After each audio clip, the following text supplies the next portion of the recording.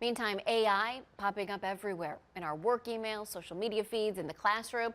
And while teachers and students navigate safe ways to incorporate platforms like ChatGPT, some schools are harnessing the power of artificial intelligence to help students with learning disabilities.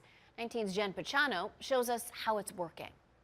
I put all my energy into trying to say simple sentences and it would still not be able to come across. So at some point, I just stopped trying to communicate with my peers and my family members. Students with dyslexia and other learning disabilities can often feel isolated. The way my brain worked was very scattered brain. I like to use the pinball machine analogy. But a new program being utilized by school districts, including North Ridgeville, is hoping to meet students like these where they're at.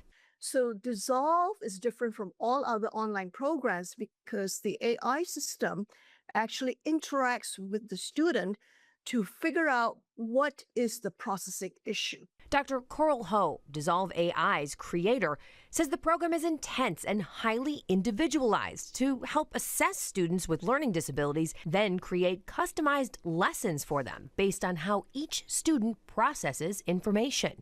When you do that, then you see the big jumps in test scores because then the skills instruction by the tutor, by the teacher becomes effective. Dissolve AI starts with a 2-week evaluation through games, and the screening data becomes a blueprint for intervention. Dr. Ho says schools are reporting encouraging success rates. We've seen students using this program, using Dissolve, go from under the 10th percentile to the 50th percentile in the same school year. Yes. Students who've been through the program say it's working, transformative even. So halfway through Dissolve, it was the holiday season and my grandma gave me a book and I immediately opened it and started reading it of my own free will. And that's when I knew that I had changed and that I enjoyed reading now. And I had fundamentally changed as a person.